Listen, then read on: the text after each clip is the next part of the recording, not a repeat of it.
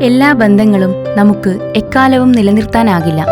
ചില ബന്ധങ്ങൾ കാലത്തിന്റെയും അനുഭവങ്ങളുടെയും ഉരകല്ലിൽ ഉരച്ചു നോക്കിയ ശേഷം മാത്രം തുടരേണ്ടവയും വളർത്തേണ്ടവയും ഉണ്ട്.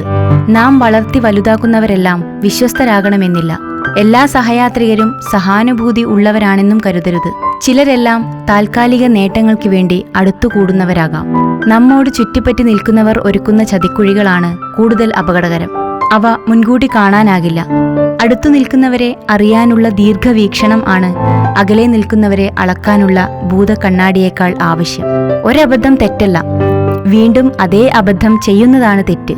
അനുഭവത്തിൽ നിന്ന് പഠിക്കാത്തവരെയും തിരുത്താത്തവരെയും നന്നാക്കാൻ ആർക്കും കഴിയില്ല.